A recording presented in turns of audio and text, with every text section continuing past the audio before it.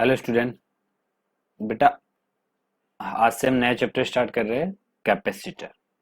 Okay. तो बात ये है कि कैपेसिटर, पहले तो हम ये देखते हैं कि कैपेसिटर बेटा किस तरह के दिखते हैं। हमें आप लोगों ने कैपेसिटर देखे होंगे अपने सर्किट वगैरह, जो टीवी वगैरह होती है, रिमोट वगैरह होते हैं, या कोई भी इलेक्ट्रॉनिक डिवाइस होती है, उनमें कैपेसिटर का यूज होता है। तो आपने देखा होगा जैसे फैन में बाहर की तरफ एक इस तरह की डिवाइस लगी रहती है। ठीक है, इस तरह की डिवाइस लगी रहती है। ठीक है, कुछ लोग इसको कंडेंसर भी बोलते हैं। ठीक है, इस तरह का एक डिवाइस होती है वाइट वाइट कलर की। ओके। तो बेटा वो क्या होता है, कैपेसिटर ही होता है। अभी आगे पढ़ेंगे कैपेसिटर का काम क्या है, किस तरह वर्क करता है, सब बाद में पढ़ेंगे। लेकिन पहले मैं क्या बता रहा हूँ कि कैपेसिटर आप लोगों ने सबने अपने जनरल लाइफ में देखा हुआ है, जैसे टीवी वगैरह में देखा होगा। इस तरह से छोटा सा एक इस तरह से बेटा सिलेंडर के शेप का होता है। ठीक है, इससे दो टर्मिनल लिखे होते हैं और बेटा वो ऐसे सर्किट बोर्ड पे लगे हुए रहते हैं। ठीक है, अगर कभी कोई चीज खराब होए तो उसमें आप चेक कर सकते हो। इस तरह की एक डिवाइस लगी रहती है छोटी सी। अगर उसको आप गौर से देखोगे तो उस पे कहीं कहीं पे जैसे 5 माइक्रोफेरेड, 0.5 माइक्रोफेरेड, इस टाइप से यूनिट लगी होती है। या इस तरह का कहीं देखा होगा, इस तरह का देखिए, एक मिनट, इस तरह की डिवाइस देखी होगी। इस तरह की वो सर्किट पे क्या करती है, इस तरह से लगी रहती है बेटा। तो ये सभी क्या कैपेसिटर है। ओके, ये सभी क्या है, कैपेसिटर है। ओके, आई होप ये समझ में आया होगा कि कैपेसिटर दिखता कैसा है। सब लोगों ने अपने जनरल लाइफ में देखा हुआ है, किसी को पता था, किसी को पता नहीं था। चलिए, तो कैपेसिटर का यूज क्या है, देखिए। कैपेसिटर क्या होता है बेटा, इलेक्ट्रिकल एनर्जी को स्टोर करने में काम आता है। क्या काम आता है, इलेक्ट्रिकल एनर्जी को स्टोर करने में काम आता है। चलिए, तो अब इसके बारे में डिटेल में पढ़ते आगे।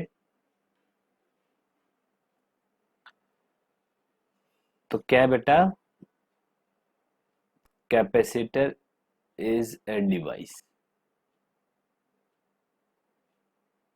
which stored electrical energy.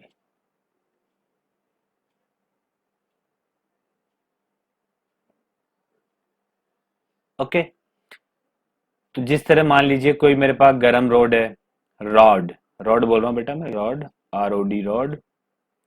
अगर कोई गरम रोड होती है बेटा, तो उस गरम रोड में क्या होगा, हीट एनर्जी स्टोर होगी। उसी तरह कैपेसिटर जो है वो क्या करता है, इलेक्ट्रिकल एनर्जी को स्टोर रखता है।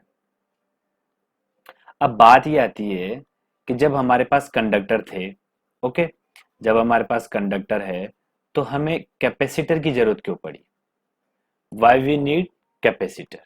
Okay, why we need capacitor. तो अब ध्यान से सुनिएगा बेटा, हमें कैपेसिटर की जरूरत क्यों पड़ती है। मान लिया मेरे पास कोई ये बेटा कंडक्टर स्पेयर है। ओके, अभी तो क्या ये अनचार्ज है। अगर मुझे इसको अगर चार्ज करना है बेटा,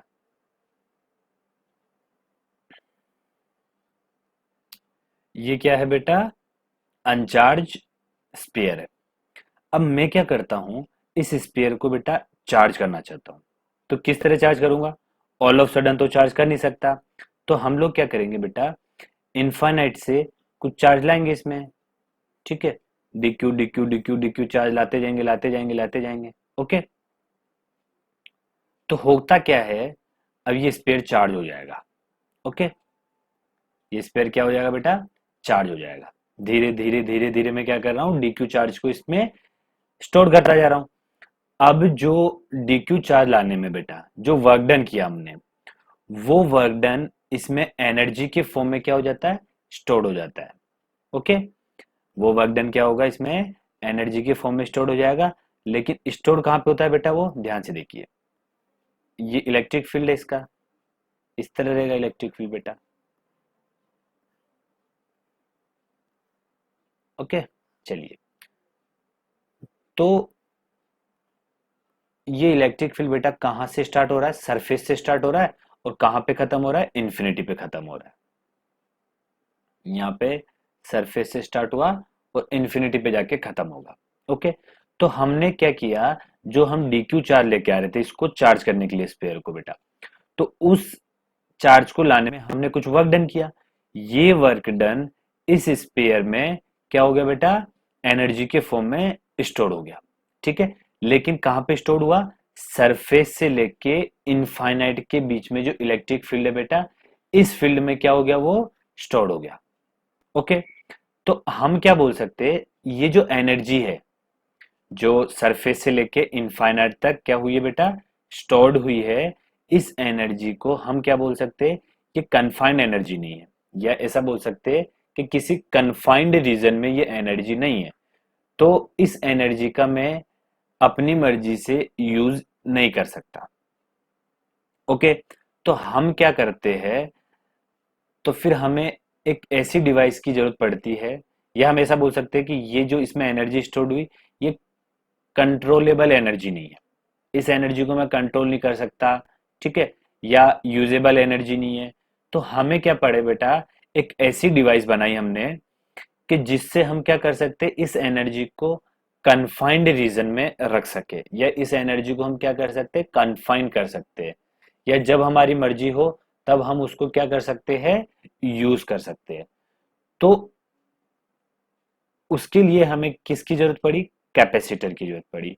जो कैपेसिटर होता है वो क्या करता है, कन्फाइंड इलेक्ट्रिकल एनर्जी को स्टोर रखता है। ओके, चलिए तो अब इसमें और आगे बढ़ते हैं बेटा। ये समझ में आया कि कैपेसिटर की जरूरत क्यों पड़ती है। चलिए नेक्स्ट आगे बढ़ते हैं इसमें। चलिए बेटा, अब बात आती है कैपेसिटेंस की। ओके, जिस तरह हमारे पास कोई मान लीजिए बकेट है, उसमें पानी भरा है, तो बेटा वो पानी स्टोर कर रही है, तो उसमें पानी हो चाहे ना हो उससे मतलब नहीं अपने को, लेकिन उस बकेट का बेटा कैपेसिटी तो रहेगा। उसी तरह कैपेसिटेंस का भी क्या होता है, एनर्जी स्टोर करता है वो। अब उसमें एनर्जी हो चाहे ना उससे मतलब नहीं है, लेकिन हम बोल सकते हैं कि जो कैपेसिटर होगा वो एनर्जी क्या रखता होगा, स्टोर रखता होगा। इसलिए हर कैपेसिटर के पास अपना खुद के क्या होती है, कैपेसिटी होती है। चलिए, तो इसी को हम पढ़ते हैं। द इलेक्ट्रिक फील्ड, ये फील्ड है, at any point in the region between the conductor is proportional to the magnitude q of the charge on each conductor। तो इसका मतलब ये है बेटा कि हमने क्या करा, किसी कंडक्टर को अगर q चार्ज दिया, ठीक है, तो उस पे जो इलेक्ट्रिक फील्ड होगा बेटा, ठीक है, वो किसके प्रोपोर्शनल होता है, चार्ज q के। किसी भी पॉइंट पे अगर मैं इलेक्ट्रिक फील्ड निकालू तो वो किसके प्रोपोर्शनल होता है, चार्ज q के प्रोपोर्शनल होता है। भाई जैसे मान लीजिए ये स्पेयर है, इसको अगर मैंने q चार्ज दे दिया, ये डिस्टेंस r पे आउटसाइड पे मेरे को अगर यहाँ इलेक्ट्रिक फील्ड निकालना है तो क्या होगा, के क्यू अपॉन आर स्क्वायर। तो देखिए इलेक्ट्रिक फील्ड किसके प्रोपोर्शनल आ रहा है बेटा, क्यू के प्रोपोर्शनल आ रहा है। तो ये बात पहले वाले पॉइंट में बोला गया है। ये फील्ड है, ठीक है, field at any point in the region. चलिए, तो अब नेक्स्ट है, it follows that the potential difference V A B, VAB between the conductors is also proportional to Q। अपन ने ये भी पढ़ा बेटा कि जो पोटेंशियल डिफरेंस होता था वो भी क्या होता था, उन कंडक्टर्स में जो चार्ज होता था उसके प्रोपोर्शनल होता है। भाई अगर मेरे को यहाँ पे पोटेंशियल निकालना है तो वो भी क्या होगा, के क्यू अपॉन आर। ओके, अगर यहाँ पे पोटेंशियल निकालने को बोला जाए तो क्या होगा, के क्यू अपॉन आर। तो बेटा पोटेंशियल भी क्या हो रहा है, चार्ज के प्रोपोर्शनल है। ओके, तो सिंपली मैं क्या बोल सकता हूं कि जो चार्ज है वो किसके प्रोपोर्शनल आ रहा है बेटा, पोटेंशियल के प्रोपोर्शनल आ रहा है। किसके प्रोपोर्शनल आ रहा है, पोटेंशियल के प्रोपोर्शनल आ रहा है। तो यहां पे प्रोपोर्शनलिटी कांस्टेंट हटाने के लिए क्या लिखना पड़ेगा, सी। तो सी क्या हो जाएगा, क्यू बाय वी। ओके, और ये सी क्या है बेटा, कैपेसिटेंस। सी क्या है, कैपेसिटेंस। ओके, क्यू क्या रहेगा बेटा? जिस भी, जैसे मान लीजिए कोई चार्ज या जिसका कैपेसिटी सी है किसी कंडक्टर का बेटा, तो उसमें क्यू चार्ज दिया जा सकता है और पोटेंशियल कितना होगा उसका? वी होगा। ठीक है, इस चीज को अभी आपको यहीं तक समझना है कि C is equal to Q by V आया अपने पास। इसको अभी और अपन बेटा कैपेसिटर के पॉइंट ऑफ व्यू से आगे थोड़ा और डिटेल में पढ़ेंगे। अभी ये याद रखिए कि कैपेसिटेंस क्या आया? Q upon potential. ठीक है, चलिए अब इस पे नेक्स्ट पढ़ते हैं आगे। देखिए, C is the capacitance of the capacitor and this is constant for given capacitor. Okay, चलिए अब ये लाइन भी आपको अभी आगे समझ में आएगी बेटा। चलिए अब बात करते हैं एसआई यूनिट की। एसआई यूनिट क्या होता है? देखिए, कैपेसिटेंस का एसआई यूनिट निकालने के लिए अपने को पता है C इज इक्वल टू क्या होता है बेटा? Q by V. तो मैं क्या बोल सकता हूं? कूलाम पर वोल्ट। ओके, चलिए और क्या बोल सकते हैं इसके? और दूसरा यूनिट क्या होता है बेटा? फेरेड। ठीक है, और दूसरा यूनिट क्या होगा कैपेसिटेंस का? फेरेड। ओके, चलिए तो अब बात बारी आती है कि ये जो फेरेड है बेटा, ये जो फेरेड है, this is the very large unit. फेरेड is the very large unit. तो हम क्या करेंगे बेटा, सम स्मॉलर यूनिट सच एज, जैसे कि माइक्रोफेरेड, इसको एफ से डिनोट करते हैं। फेरेड को एफ से डिनोट करेंगे। तो स्मॉलर यूनिट भैया ये क्या है? जो फेरेड है ये क्या बहुत लार्ज यूनिट है। ओके, इसको भी मैं आगे चल के भी प्रूव करूंगा कि 1 फेरेड लार्ज यूनिट कैसे है। ठीक है, तो अभी हम सिर्फ क्या पढ़ रहे हैं? थ्योरी पढ़ रहे हैं। हमने क्या बोला कि जो फेरेड है वो क्या है? लार्ज यूनिट है। तो हम किसका यूज करेंगे? स्मॉल यूनिट्स का यूज करेंगे, जैसे कि माइक्रोफेरेड, पिकोफेरेड, नैनोफेरेड, इस तरह की यूनिट्स का क्या करेंगे बेटा? यूज करेंगे हम लोग। ओके, क्यों? क्योंकि फेरेड क्या है? बहुत बड़ी क्वांटिटी है, बहुत बड़ी यूनिट है, सॉरी। अब बात आती है इसके डायमेंशनल फॉर्मूले की। देखिए, अपन ने पढ़ा है C is equal to Q by V, अभी अभी पढ़ा है अपन ने। चलिए, अपने को पता है अगर किसी चार्ज को मैं, भाई कोई चार्ज है मेरे पास, उसको अगर मैं इलेक्ट्रिक फील्ड में रख दूं, किसी इलेक्ट्रिक फील्ड में रख दूं बेटा, ओके, चलिए, तो मैं बोल सकता हूं कि इस पे जो एनर्जी आएगी, पोटेंशियल एनर्जी, वो कितना रहेगा? Q into potential at this point. तो U is equal to Q V. Okay, चलिए, तो V क्या होता है? ये फॉर्मूला आपने इलेक्ट्रोस्टैटिक चैप्टर में अच्छे से पढ़ा हुआ है। V is equal to U by Q. इसको बेटा यहां पे पुट कर देते हैं। तो C is equal to Q upon V की जगह U बाय क्यू। ओके, चलिए अब ये देखिए, ये भी चार्ज है, ये भी चार्ज है। ओके, चलिए, तो यूनिट कैसे लिखूंगा चार्ज का? भैया चार्ज का डायमेंशन क्या होता है? A1T1। अब ये दोनों क्या है? चार्ज है, तो बेटा स्क्वायर आ जाएगा। ओके, अब ऐसा नहीं कि ये बड़ा चार्ज है, ये छोटा चार्ज है, ऐसा नहीं, चार्ज तो चार्ज होता है। ठीक है, तो उसका हमने क्या लिख दिया? डायमेंशन लिख दिया, दूसरे का डायमेंशन लिख दिया, तो स्क्वायर हो सकता है। अब ये क्या है बेटा? यू क्या है? Energy, potential energy. तो एनर्जी का डायमेंशन क्या होता है? M1L1 M1L2 T-2। ओके, इसको और सिंप्लीफाई करते हैं तो ए स्क्वेयर T2 अपॉन में क्या आएगा? M1L2 T-2। चलिए, तो M ऊपर गया तो M-1, L ऊपर गया तो L-2, बेटा T ऊपर जाएगा तो T4 आ जाएगा, और A2। ये क्या हो गया अपने पास? Dimension formula of capacitance. ध्यान से देखिएगा बेटा। अब अपन पढ़ते हैं capacitance of a spherical conductor. ये मेरे पास क्या है? कोई स्पेरिकल कंडक्टर है। ओके, चलिए, तो अब मैंने क्या करा? इसको क्यू चार्ज दिया बेटा। तो ये क्या है? पूरी तरह से क्यू चार्ज है। पूरी तरह से क्या है बेटा? क्यू चार्ज हो गया। ओके, अगर पूछा जाए कि पोटेंशियल ऑन इट, तो पोटेंशियल क्या होगा बेटा, के क्यू अपॉन, मान लो अगर इस पे पोटेंशियल निकालना है, इसका रेडियस स्मॉल आर है, तो K Q upon small R. Okay, अब मैं क्या करता हूँ, आर को तो इधर ले गया और के को इधर ले आया, और क्यू तो यही था, और बेटा यू वी को यहाँ पे ले आया। क्यू बाय वी, ये क्या होता है बेटा, कैपेसिटेंस। चलिए, तो क्यू बाय वी को तो मैंने सी लिख दिया।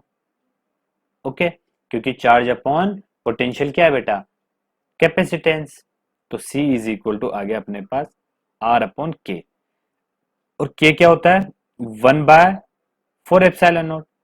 तो बेटा क्या आ जाएगा, 1/4 पाई एप्सिलॉन नॉट। तो मैं क्या बोल सकता हूं, सी हो जाएगा अपने पास 4 पाई एप्सिलॉन नॉट आर। यहां से बेटा क्या समझ में आ रहा है कि जो कैपेसिटेंस है वो चार्ज पे डिपेंड नहीं कर रहा है, वो किस पे डिपेंड कर रहा है बेटा, इसके ज्योमेट्रिकल पैरामीटर पे। किस पे डिपेंड कर रहा है, ज्योमेट्रिकल पैरामीटर पे। तो आप नोट लिख सकते हैं कि capacitance does not depend on charge, it depends on geometrical parameter of conductor, या जो भी कंडक्टर होगा उसके ज्योमेट्रिकल पैरामीटर पे डिपेंड कर रहा है। ओके, तो अगर मैं आपसे पूछूं कि ये मेरे पास क्या बेटा, कोई अनचार्ज कंडक्टर है,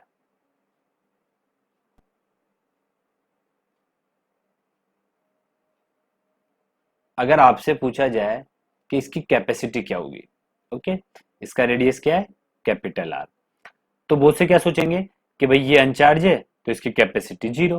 लेकिन बेटा ऐसा नहीं है भाई, अगर कोई खाली बाल्टी लूं, मैं कोई खाली बर्तन लूं, कुछ भी लूं, तो उसकी कैपेसिटी तो फिक्स होगी। भैया कोई अगर मान लीजिए मैंने 5 लीटर की एक बाल्टी ली, ठीक है, अब उसमें अगर पानी भरा है, तो थोड़े बोलेंगे अपन की इसकी कैपेसिटी 5 लीटर है। ठीक है, तो हमने बोल दिया कि इसकी कैपेसिटी 5 लीटर है। अब हमने पानी को बाहर फेंक दिया, तो क्या उसकी कैपेसिटी अब खत्म हो गई, नहीं, अभी भी कैपेसिटी उसकी 5 लीटर ही है। तो इसी तरह से अभी हमने प्रूव भी किया है कि भाई अगर क्या है, अगर कोई कंडक्टर है तो वो उसका सॉरी उसका जो कैपेसिटेंस होगा वो चार्ज पे डिपेंड नहीं करता है, तो इसका कैपेसिटेंस क्या हो जाएगा, 4 pi epsilon naught R. Okay, ये किसके लिए कैपेसिटेंस है बेटा, स्पेरिकल कंडक्टर के लिए। ओके, बट ये जो अपन ने स्पेरिकल कंडक्टर लिया है ये यूजफुल डिवाइस नहीं है।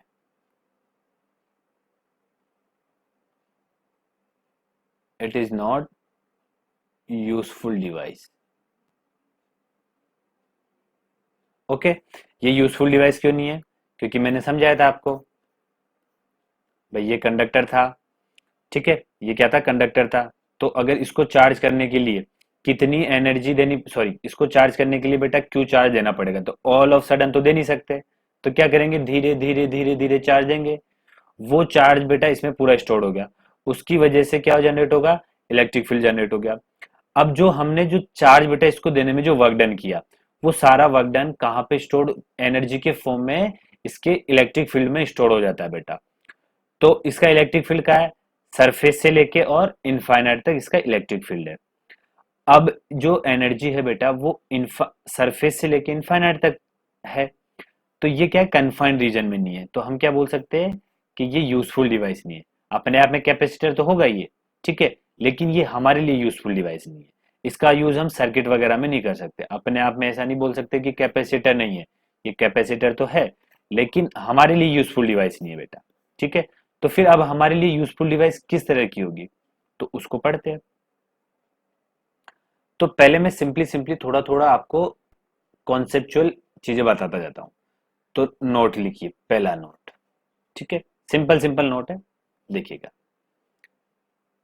मैंने क्या करा बेटा, मैंने एक प्लेट ली, एक और दूसरी प्लेट ली बेटा, इसको मैंने क्यू चार्ज दिया, इसको माइनस क्यू चार्ज दिया।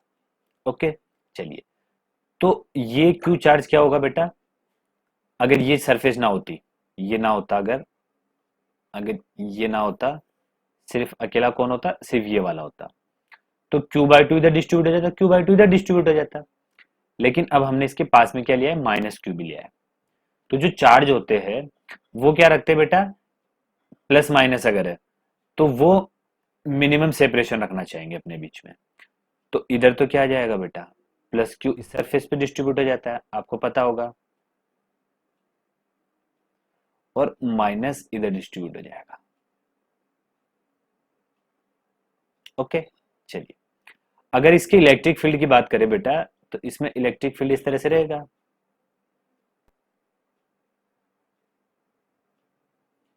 इलेक्ट्रिक फील्ड इसमें इस तरह से रहेगा। चलिए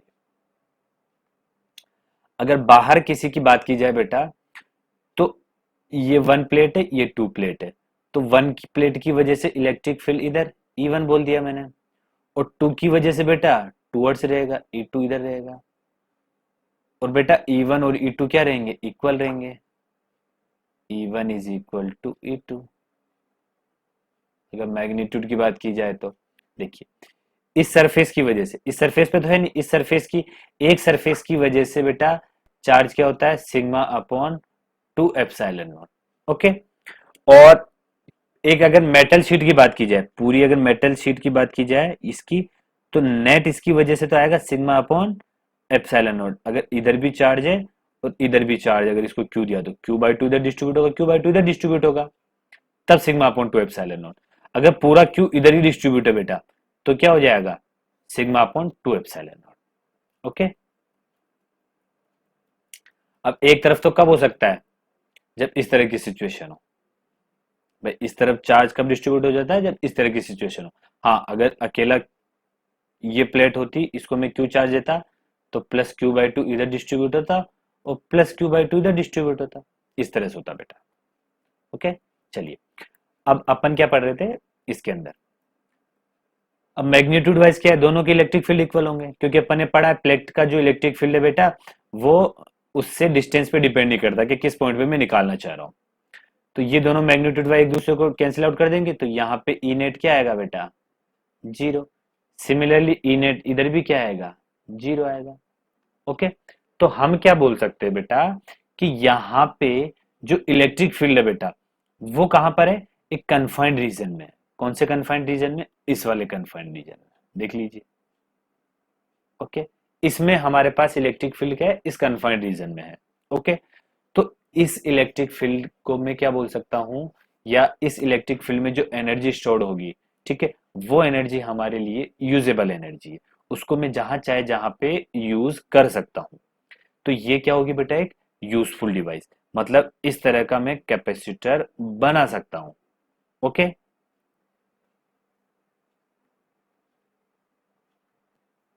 तो बेटा हम क्या बोल सकते हैं,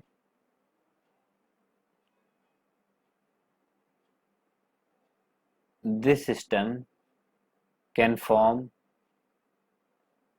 अ कैपेसिटर। ओके, कहने का मतलब है इस तरह का सिस्टम, या ये सिस्टम हमारे पास कैपेसिटर बन सकता है। ओके, चलिए तो अब नेक्स्ट नोट पढ़ते हैं हम।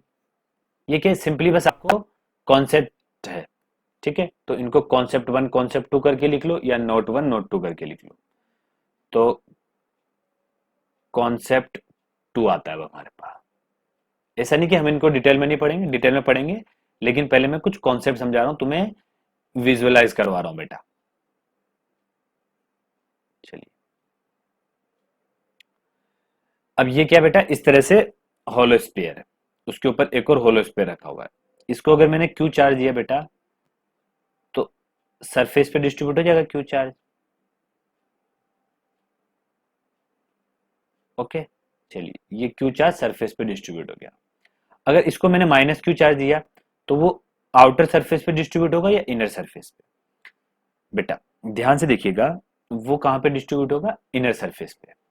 अगर इसको मैंने -Q चार्ज दिया, क्योंकि जो चार्ज है बेटा, वो क्या रखेंगे, अपने बीच में मिनिमम सेपरेशन रखना चाहेंगे, ठीक है। तो आउटर से देखिए, ये प्लस वाला जगह जो ये माइनस वाले को अपनी ओर अट्रैक्ट करेगा, ये जो प्लस वाला चार्ज है, ये माइनस वाले चार्ज को अपनी ओर अट्रैक्ट करेगा। तो होगा क्या, इनके बीच में मिनिमम सेपरेशन कहां पे बन सकता है, जब ये नेगेटिव चार्ज बेटा इनसाइड पे डिस्ट्रीब्यूट हो जाए। तो ये हो गया -Q। अब बात की जाए इसका इलेक्ट्रिक फील्ड, तो बेटा इसका इलेक्ट्रिक फील्ड इस तरह से रहेगा।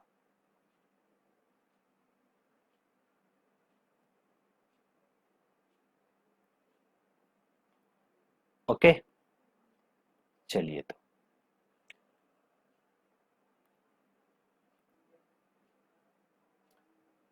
अगर मैं आउटसाइड पे कोई पॉइंट पी लू बेटा, इधर तो इलेक्ट्रिक फील्ड आ गया, तो वहां पे ई क्या रहेगा, 0।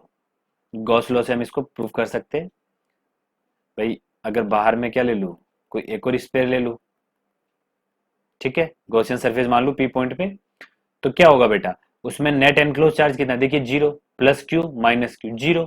तो अगर नेट एनक्लोज चार्ज 0 है तो हम क्या बोल सकते हैं, पी पॉइंट पे इलेक्ट्रिक फील्ड 0, मतलब आउटसाइड पे क्या है बेटा, इलेक्ट्रिक फील्ड 0 है। ओके, हम ऐसा बोल सकते हैं। चलिए तो ये क्या है बेटा, ये भी एक कन्फाइंड रीजन में एनर्जी स्टोर्ड है। देखिए कौन से रीजन में एनर्जी स्टोर हो रखी है, ये ऐसा बोल सकते हैं कि हमने क्या इनको ऑल ऑफ सडन तो चार्ज किया नहीं होगा, हमने डीक्यू डीक्यू चार्ज देके इनको चार्ज किया होगा। तो वो चार्ज देने में जो वर्क डन हुआ बेटा, वो वर्क डन कहां पे जाके स्टोर हो जाएगा, इस इलेक्ट्रिक फील्ड में स्टोर हो जाएगा। ओके, ये जो चारों तरफ इलेक्ट्रिक फील्ड है इसमें, इस इलेक्ट्रिक फील्ड में वो वर्क डन क्या हो जाएगा, एनर्जी के फॉर्म में बेटा स्टोर हो जाएगा। ओके, चलिए तो ये जो एनर्जी है, ये जो ग्रीन वाला जो रीजन दिख रहा है, इस वाले रीजन में जो एनर्जी स्टोर हुई है बेटा, इस एनर्जी का यूज मैं क्या कर सकता हूं, कर सकता हूं कहीं पे भी। आई मीन ये यूजेबल एनर्जी है और ये एक कन्फाइंड रीजन में एनर्जी है, मतलब इस टाइप का स्ट्रक्चर भी क्या बन सकता है हमारे पास, कैपेसिटर बन सकता है। ओके, मतलब दिस स्ट्रक्चर या this system can form a capacitor. Okay, चलिए तो अब नेक्स्ट पढ़ते हैं।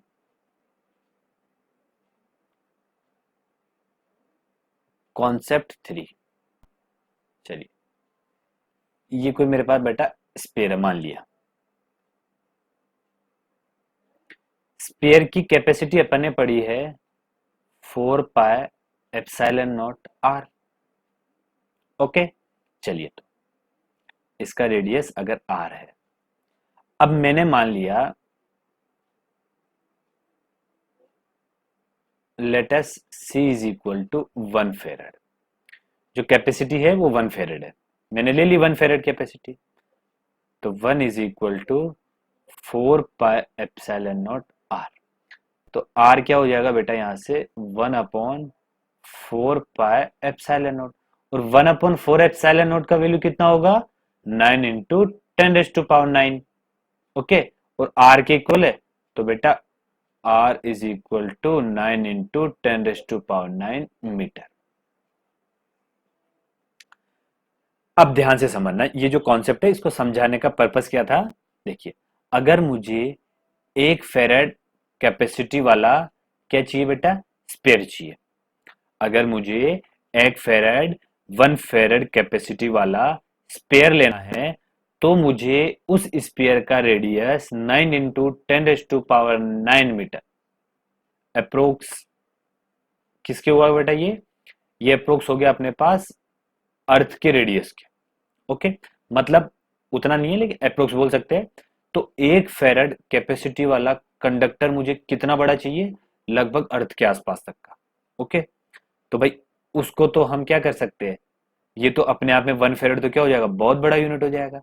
ठीक है, तो इसलिए हम क्या बोलते हैं, in general 1 farad is very big unit, so we use microfarad, picofarad, nanofarad. Okay, तो हम क्या करते बेटा, इस तरह के यूनिट का यूज करते। आई होप समझ में आया होगा। ओके, अब ध्यान से देखिएगा, अगर मैं कोई आइसोलेटेड, ये अपने आप में आइसोलेटेड कंडक्टर है, अगर मैं कोई आइसोलेटेड कंडक्टर लेता हूं बेटा, तो उसकी कैपेसिटी बढ़ाने के लिए अपने को क्या करना पड़ेगा, उसका साइज बढ़ाना पड़ेगा।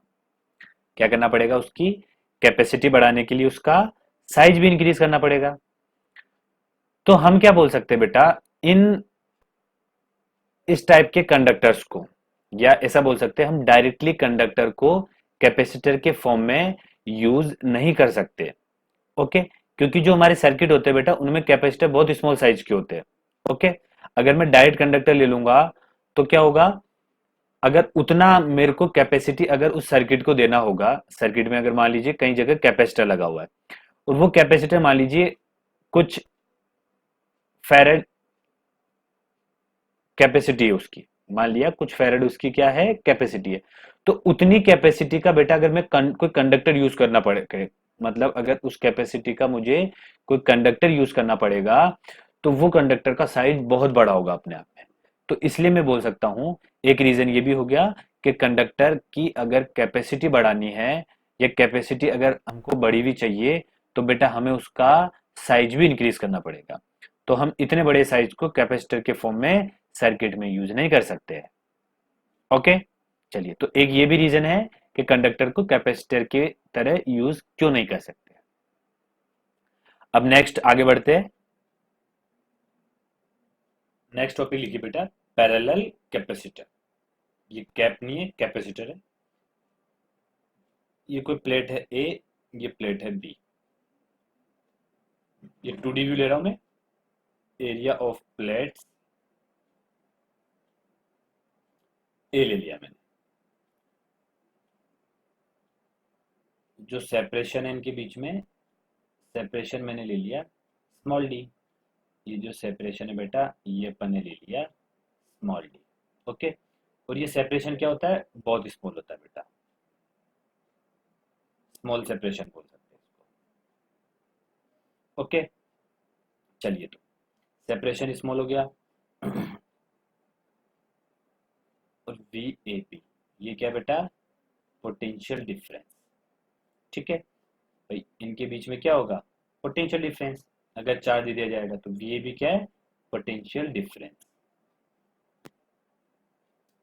अगर इसको मैंने क्यू चार्ज दिया, इसको माइनस क्यू चार्ज दिया, तो क्यू चार्ज का बेटा प्लस इधर डिस्ट्रीब्यूट हो जाएगा, मतलब क्यू चार्ज इधर डिस्ट्रीब्यूट हो जाएगा और माइनस क्यू इधर डिस्ट्रीब्यूट हो जाएगा बेटा। ओके, चलिए, अब बात की जाए इसके कैपेसिटेंस की, किसका कैपेसिटेंस कितना होगा। तो C इज इक्वल टू, अब चार्ज की बात की जाए बेटा, तो यहाँ पे तो नेट चार्ज जीरो हो रहा है भाई, plus Q minus Q, net charge zero हो रहा है। तो अपने को क्या लेना है, Q upon V A B. Okay, मतलब ये क्या है बेटा, charge on higher potential plate, charge on higher potential, higher potential plate. Okay, लेकिन वही चार्ज बेटा, वही चार्ज जिसकी वजह से एनर्जी क्या है, कन्फाइंड रीजन में है। कन्फाइंड रीजन कौन सा बेटा, ये वाला कन्फाइंड रीजन, जिसकी वजह से एनर्जी क्या है बेटा, कन्फाइंड रीजन में है। तो इसकी वजह से एनर्जी कन्फाइंड रीजन में है। तो सर हमेशा ऐसा ही तो होगा, नहीं। अभी मैं एक और एग्जांपल या इसी में एक कंसेप्ट लेके बताऊंगा, तो उससे अपने को और क्लियर होगा बेटा। तो ये क्यों क्या लेना अपने को, charge on higher potential plate, जो भी हायर पोटेंशियल प्लेट पर चार्ज होगा वो लेना है, लेकिन कौन सा, जो बेटा कन्फाइंड रीजन में जो इलेक्ट्रिक फील्ड होगा या जो यूजेबल फील्ड होगा अपना, या यूजेबल जो एनर्जी होगी, तो जिस चार्ज की वजह से यूजेबल एनर्जी मिलेगी वो चार्ज को यहाँ पे लेना है अपने को। तो C is equal to Q upon V A B. V A B क्या होगा बेटा, वो पोटेंशियल डिफरेंस, उनके बीच का पोटेंशियल डिफरेंस। ओके, चलिए, तो नेक्स्ट बढ़ते हैं आगे। अब मैं यूं बोल सकता हूं, जो सेपरेशन है, separation between plates is minimum. Okay, वो क्या लेना है बेटा अपने को, मिनिमम लेना है। जो सेपरेशन होगा इनके बीच का वो क्या लेना है अपने को, मिनिमम लेना है। ठीक है, जितना मिनिमम लूंगा उतना क्या पड़ेगा बेटा, साइज में छोटा कैपेसिटर बनेगा। ओके, तो मिनिमम लेने से क्या होगा बेटा कि ये जो प्लेट होगी अब वो बहुत पास पास रहेगी। ओके, तो ये जो सेपरेशन है ये सेपरेशन माइक्रोमीटर इस तरह से लिया जाएगा बेटा। तो इसके कंपैरिजन में इस प्लेट का जो एरिया होगा वो अपने आप में क्या होगा, बहुत बड़ा हो जाएगा।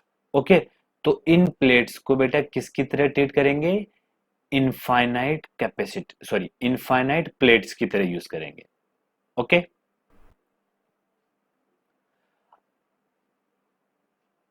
अब ये जो सेपरेशन है बेटा ये अपन ने मिनिमम रखा। अब मिनिमम रखने से क्या होगा बेटा, वो बिल्कुल पास पास चिपक गए। ठीक है, तो चार्ज न्यूट्रलाइज हो गया। ओके, चार्ज स्टोर भी नहीं रहा। अब हम क्या बोल सकते हैं कि इनको अब बीच में अगर मिनिमम सेपरेशन रखना बेटा तो किस तरह रखा जाएगा, इनके बीच में एक माइका इंसुलेशन या फिर पेपर शीट को रख देंगे अपन। ओके, तो उससे क्या होगा बेटा, फिर उनको अपन पास पास भी चिपका सकते हैं। ओके, तो मिनिमम सेपरेशन किस तरह किया जाएगा, एक पेपर शीट का यूज कर लेंगे या फिर माइका इंसुलेशन यहाँ पे अपन यहाँ पे रख देंगे।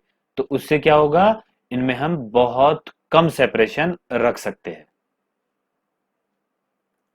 तो हम क्या बोल सकते हैं, separation between plates is minimum. ठीक है, by using paper sheet and mica sheet, या तो पेपर शीट का यूज कर लेंगे या माइका शीट का यूज कर लेंगे। ओके, ध्यान से देखना, if we take area of plates 1 centimetre square, अगर बेटा ये जो प्लेट्स है ये प्लेट रहेगी, ये इस तरह से प्लेट रहेगी। ओके, अगर इन प्लेट्स का जो एरिया है अगर वो मैंने 1 सेंटीमीटर स्क्वायर ले लिया। ओके, तो हम क्या बोल सकते हैं, if you take area of plates is 1 centimetre square and separation is small d, जो कि क्या अपने पास minimum, which is very minimum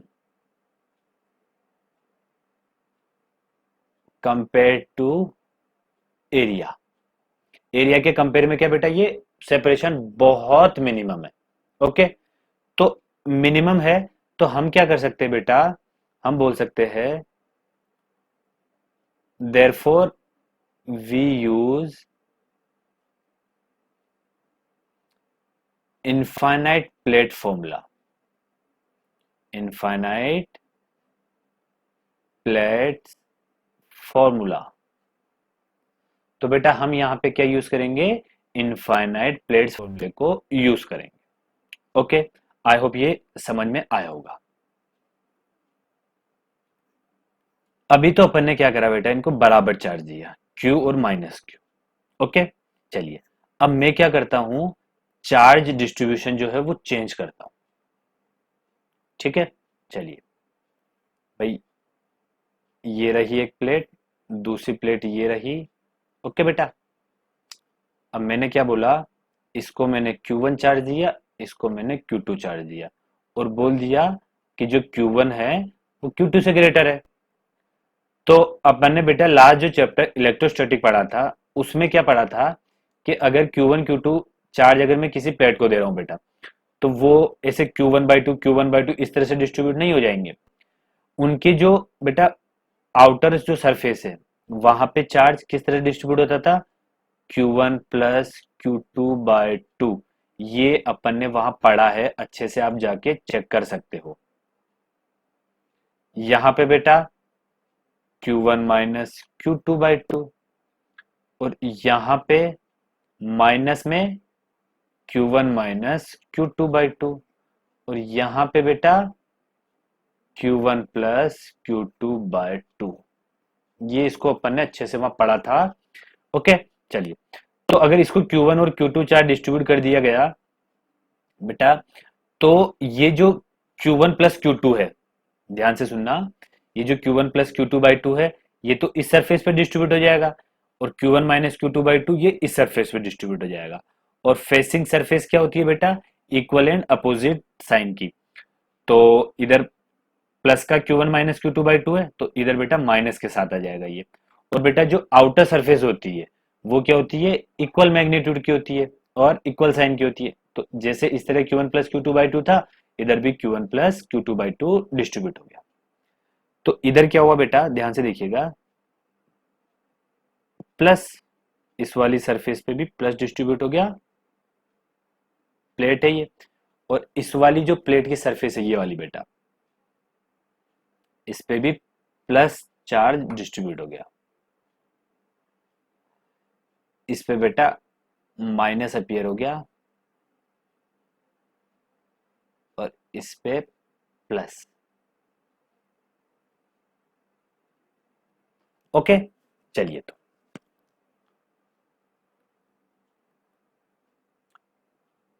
ये 1 सरफेस, 2 सरफेस, ये बेटा 3 सरफेस, ये 4th सरफेस। ओके, चलिए। तो ध्यान से देखिएगा, अब मैं बनाना चाहता हूं इनका इलेक्ट्रिक फील्ड का डायरेक्शन। तो बेटा इस तरह से इलेक्ट्रिक फील्ड का डायरेक्शन बनेगा अंदर की तरफ,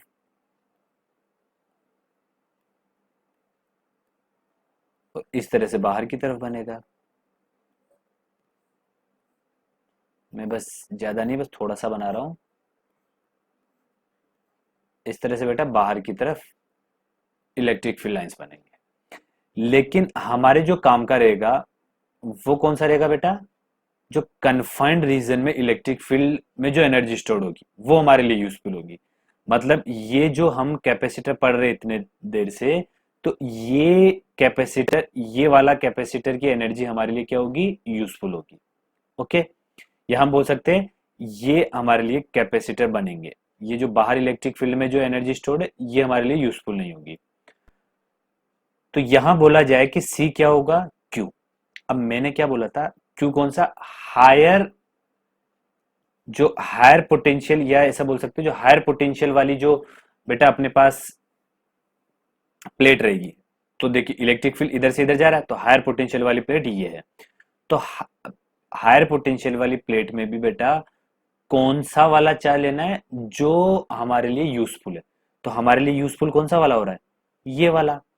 तो यहां पे आ जाएगा Q1 minus Q2/2 upon V23, potential भी इनके बीच का V23। तो बेटा हम बोल सकते हैं कि ये वाले जो चार्ज होंगे, ये इस वाली सरफेस, ये वाले जो, ये Q1 माइनस Q2/2, यही चार्ज क्या करेंगे बेटा? कैपेसिटर को यूजफुल एनर्जी देंगे। ये जो बाहर वाले हैं ये यूजफुल एनर्जी नहीं देंगे। अगर मैं इस पॉइंट की बात करूं, तो इस पॉइंट पे बेटा 4 की वजह से इलेक्ट्रिक फील्ड किधर आएगा? फोर्थ वाली सरफेस की वजह से इधर, ये E4 बोल दिया। और 3 की वजह से इधर E3। 1 की वजह से बेटा इधर E1, ठीक है। और 2 की वजह से भी इधर E2। तो मैं बोल सकता हूं,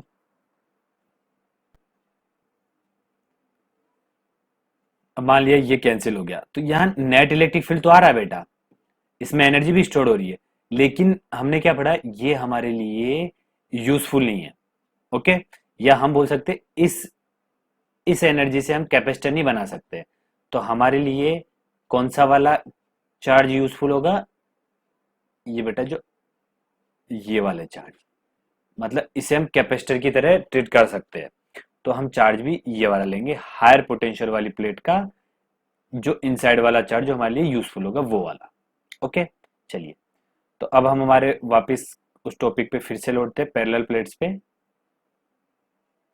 पैरेलल प्लेट्स ही चल रहा है, ऐसा कोई दिक्कत नहीं है। चलिए, ये बेटा पैरेलल प्लेट्स थी।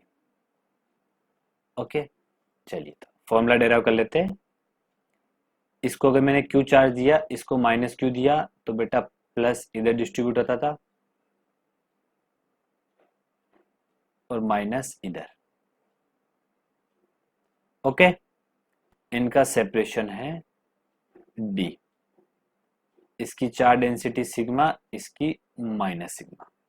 ओके, चलिए अब अपने को पता है C इज इक्वल टू क्या होता है, Q upon potential, V positive minus V negative.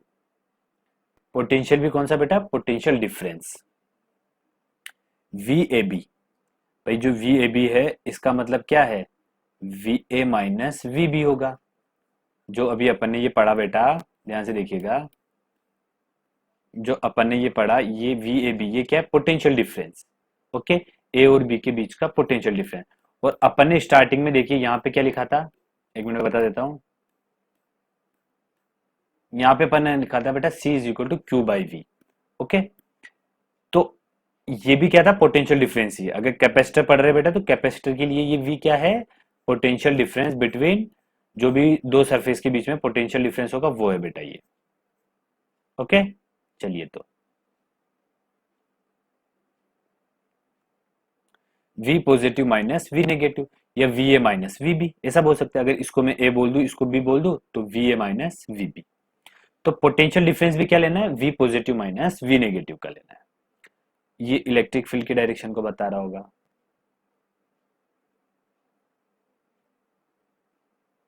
Okay, चलिए तो अब आगे बढ़ते हैं।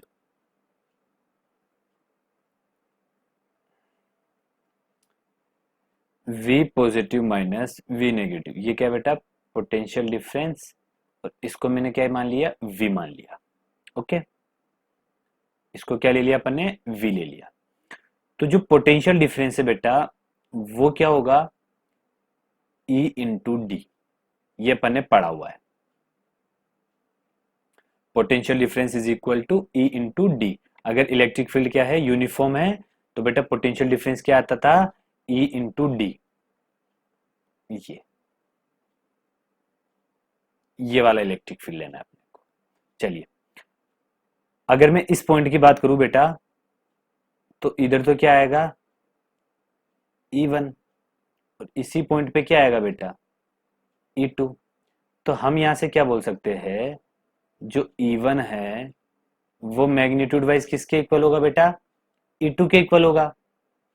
और क्या वैल्यू होगा, इस सरफेस की वजह से इलेक्ट्रिक फील्ड कितना होगा, सिग्मा अपॉन 2 एप्सिलॉन नॉट।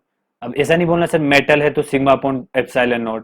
भाई मेटल है तो सिग्मा अपॉन एप्सिलॉन नॉट कब होता है, जब इसका और इसका नेट मिला के। अभी तो अपने पास बस इसी का यूज हो रहा है क्योंकि चार्ज इधर ही डिस्ट्रीब्यूट हो रहा है, तो सिग्मा अपॉन 2 एप्सिलॉन नॉट क्या हो जाएगा बेटा, sigma upon 2 epsilon not. Okay, चलिए तो ई नेट क्या होगा, भाई पोटेंशियल डिफरेंस अपन ने V मान लिया, तो पोटेंशियल डिफरेंस क्या होगा, E इंटू डी होता है। अगर कांस्टेंट इलेक्ट्रिक फील्ड है बेटा, तो पोटेंशियल डिफरेंस क्या होता है, E इंटू डी। ये अपन ने जो इलेक्ट्रोस्टैटिक चैप्टर वहां पे अच्छे से पढ़ा हुआ है। तो E नेट क्या हो जाएगा, E1 प्लस E2। तो क्या हो जाएगा, सिग्मा अपॉन एप्सिलॉन।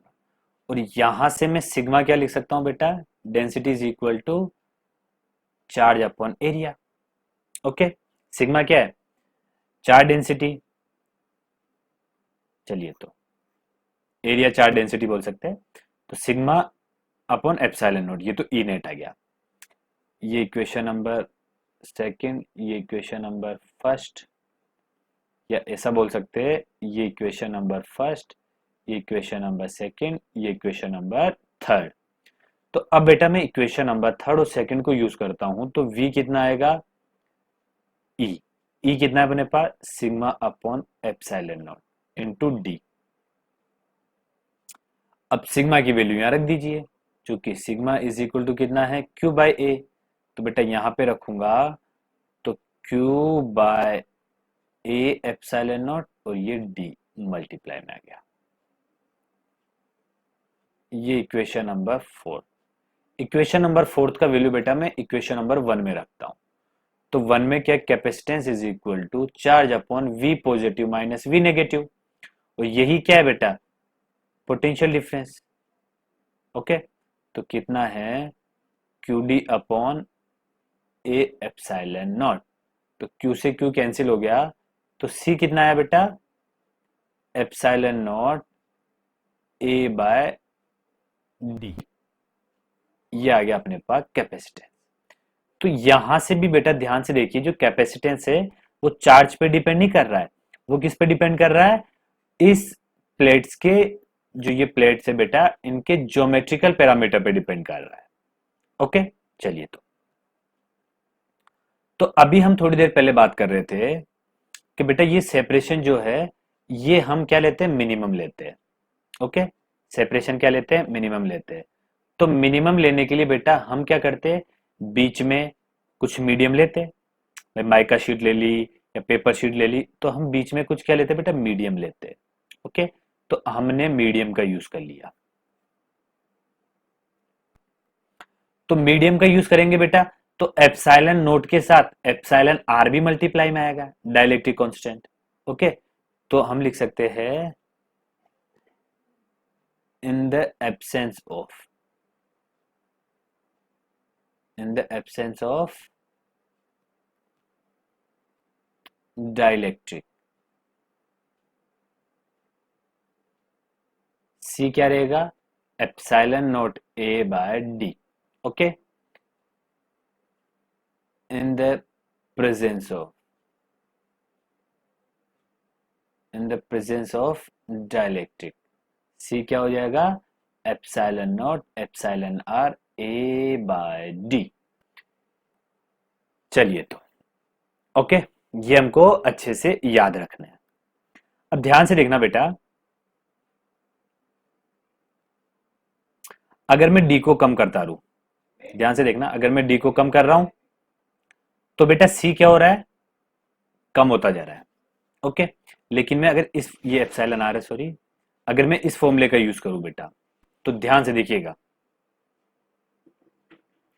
जितना मैं डी कम करता जा रहा हूं, सेपरेशन को मैं क्या करता जा रहा हूं बेटा, कम करता जा रहा हूं। ओके, और मैंने माइका शीट भी यूज करी है बीच में, तो इससे क्या होगा, ये वाली क्वांटिटी तो अपन कम करते जा रहे हैं, और बेटा ये क्वांटिटी क्या होती जाएगी, बढ़ती जाएगी।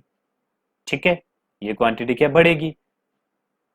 तो हम क्या बोल सकते हैं, डी को कम करने से कैपेसिटेंस बढ़ रहा है, और एप्सिलॉन आर को बढ़ाने से भी कैपेसिटेंस बढ़ रहा है। डी को कम करने से कैपेसिटेंस तो बढ़ रहा है, ठीक है, और एप्सिलॉन आर भी क्या बेटा, अनफॉर्चुनेटली हमारे पास एप्सिलॉन जो आर होगा, मतलब डाइलेक्ट्रिक कांस्टेंट होगा। देखिए एयर के लिए तो 1 होता है, ठीक है, लेकिन अगर कोई और मीडियम लूंगा तो एप्सिलॉन आर बेटा 1 से बड़ा आएगा। तो ये क्वांटिटी क्या आएगी, एप्सिलॉन आर 1 से बड़ी आएगी, ये 1 से बड़ी आएगी, तो कैपेसिटेंस भी बढ़ेगा। ओके, तो हम क्या बोल सकते हैं, सेपरेशन को छोटा करते जाओ और डाइलेक्ट्रिक कांस्टेंट का बीच में यूज कर लो, या डायलेक्ट बीच में क्या यूज कर लो बेटा, किसी मीडियम का यूज कर लो, तो उससे क्या हो जाएगा, कैपेसिटेंस की कम साइज में बेटा ज्यादा कैपेसिटेंस वाली डिवाइस बन जाएगी हमारे पास। ओके, चलिए, तो ये बहुत यूजफुल तरीका है छोटी साइज में कैपेसिटेंस बढ़ाने का। आई होप ये समझ में आया होगा। नेक्स्ट आगे बढ़ते हैं अब अपन लोग। चलिए बेटा, ये क्या है, स्पेरिकल कैपेसिटर। पहले अपन ने क्या पढ़ा था, कैपेसिटेंस पढ़ा था स्पेरिकल कैपेसिटर का। ओके, चलिए, पहले क्या पढ़ा था, स्पेरिकल कंडक्टेंस, मतलब जो कंडक्टर होता है, स्पेरिकल कंडक्टर, उसका कैपेसिटेंस पढ़ा था। अपन क्या पढ़ रहे हैं, स्पेरिकल कैपेसिटर पढ़ रहे हैं। तो ये कोई बेटा स्पेरिकल कैपेसिटर है। ओके, इस तरह का दिखेगा स्पेरिकल कैपेसिटर। अगर मैंने इसको क्यू चार्ज दिया बेटा, तो किस तरह डिस्ट्रीब्यूट हो जाएगा, इस तरह।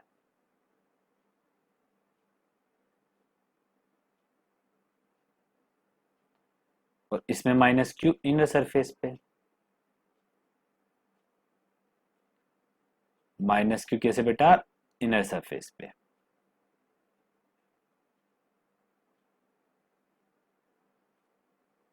ये माइनस क्यू।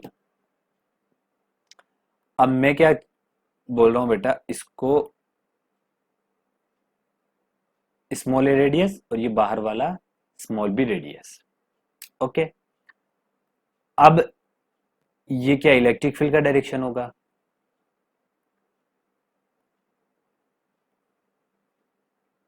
तो अगर हम लोगों से पूछा जाए कि कैपेसिटेंस क्या होगा बेटा, capacitance is equal to Q, higher potential का चार्ज यही है, तो Q upon V positive minus V negative. Okay, तो पॉजिटिव पे जो पोटेंशियल होगा वो माइनस बी पे जो पोटेंशियल होगा, मतलब V positive minus V negative को क्या बोल सकता हूं मैं, V A minus V B. Okay, चलिए तो इसको क्या बोल सकता हूं, वी ए बी। मैंने मान लिया कि V A B is equal to क्या है, V A minus V B. अब पोटेंशियल एट ए निकालना है बेटा, तो ए पॉइंट पे पोटेंशियल किसकी वजह से आएगा, एक तो बेटा ये जो पॉजिटिव स्पेयर है इसकी वजह से, तो वी क्या, स्मॉल की वजह से बेटा सरफेस पर, प्लस ये जो बाहर जो स्पेयर है वी बिग, इसकी वजह से इनसाइड। ओके, चलिए तो वी ए निकाल लेते बेटा अपन,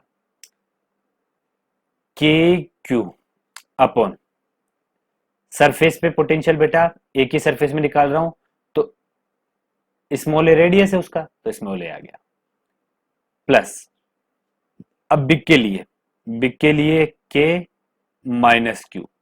इनसाइड पॉइंट पे बेटा पोटेंशियल क्या होता है किसी भी स्पेयर का, जो सरफेस का होता है, तो सरफेस पे क्या आ जाएगा यहाँ पे, रेडियस बी, तो ये आ गया अपने पास वी ए बी। ओके, चलिए तो अब मैं निकाल लेता हूं वी बी, ध्यान से देखिएगा वी बी, तो वी बी के लिए तो बेटा खुद सरफेस पर, प्लस अब इसकी वजह से भी आएगा, ए वाली स्पेयर की वजह से भी बी पॉइंट पे पोटेंशियल आएगा, तो वी ए की वजह से आउटसाइड पे। अब देखना के क्यू अपॉन सरफेस पर बी, प्लस के माइनस क्यू आउटसाइड बेटा, तो यहां से आउटसाइड कितना पे, बी पे, भाई ए के लिए आउटसाइड पॉइंट बी है, तो डिस्टेंस कितना है सेंटर से बी तक का, बी, तो ये स्मॉल बी, तो इसके लिए भी स्मॉल बी, इसके लिए भी स्मॉल बी। ये अपन ने अच्छे से डिटेल में बेटा पोटेंशियल में पढ़ा हुआ है इलेक्ट्रोस्टैटिक वाले चैप्टर में, तो ये आ गया थर्ड। अब V A minus V B कर लीजिए, चलिए तो मैं करता हूं V A minus V B, तो पहले वी ए को लिख लेता हूं मैं, के क्यू अपॉन ए माइनस के क्यू अपॉन बी, अब इसमें से माइनस करूंगा वी बी, तो के क्यू अपॉन बी, ये पहले से माइनस है तो माइनस हो जाएगा, तो ये प्लस हो जाएगा के क्यू अपॉन बी, इससे बेटा ये कैंसिल आया, तो V A minus V B कितना आया अपने पास, के क्यू कॉमन लूंगा तो 1/a माइनस 1/b। ओके, तो k का वैल्यू क्या होता है, 1/4 पाई एप्सिलॉन नॉट, और बेटा ये आ जाएगा b minus A upon A B, V A minus V B. अब ये जो V A minus V B का वैल्यू आया, ये इक्वेशन नंबर में पुट कर दीजिए, इक्वेशन नंबर 1 में। इक्वेशन नंबर 1 क्या है अपने पास बेटा, C is equal to Q upon V positive minus V negative, या V A minus V B, तो उसका वैल्यू आया अपने पास क्यू बी माइनस ए, अब ये ऊपर जाएगा 4 pi epsilon naught A B, तो बेटा क्यू से क्यू कैंसिल हुआ, तो यहां से मैं C क्या लिख सकता हूं, 4 pi epsilon naught A B upon B minus A. इसको और सिंप्लीफाई करके बेटा मैं इस तरह से लिख सकता हूं, ध्यान से देखिएगा, C is equal to 4 pi epsilon naught 1/a minus 1/b। Okay, चलिए अब ध्यान से देखना, ये तो आ गया अपना इसका फॉर्मूला, किसका, स्पेरिकल कैपेसिटर का। चलिए देखिए, ये भी चार्ज पे डिपेंड नहीं कर रहा बेटा, ये भी किस पे डिपेंड कर रहा है, उसकी ज्योमेट्रिकल पैरामीटर्स पे डिपेंड कर रहा है, तो हम फाइनली क्या बोल सकते हैं कि जो कैपेसिटेंस है वो चार्ज की प्रेजेंस और एब्सेंस पे डिपेंड नहीं करता है। चलिए तो अब ये कोई कंडक्टर है बेटा, अभी मैंने ये दूसरा जो ऊपर बेटा होलो स्पेयर लिया था, तो ये अपने आप में कैपेसिटर बन गया था। ओके, चलिए, एक की रेडियस तो बाहर वाले की तो स्मॉल बी थी, अंदर वाले की स्मॉल ए थी। अगर मैं इस बी सरफेस को बेटा कहां पे ले लूं, इनफाइनाइट पे ले लूं, तो पोटेंशियल कितना हो जाएगा उस बी पे, जीरो। तो बेटा 1/a, और ये वापस ए ऊपर चला जाएगा।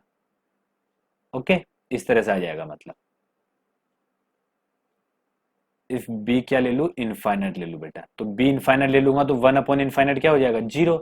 तो सी क्या हो जाएगा बेटा, 4πε0 ए, और फिर ये क्या बन जाएगा, कंडक्टर का कैपेसिटेंस बन जाएगा। क्या बन जाएगा बेटा, कंडक्टर का कैपेसिटेंस बन जाएगा। क्यों, क्योंकि कंडक्टर के बेटा, कंडक्टर के लिए क्या होता था, एक सरफेस तो बेटा जो कंडक्टर है वो, और दूसरी सरफेस अपन इनफाइनाइट पे लेते थे। होने में तो क्या होता था बेटा, पोटेंशियल डिफरेंस ही होता था। जैसे C इज इक्वल टू कोई कंडक्टर लिया, तो उसके लिए C क्या होता था, Q/V।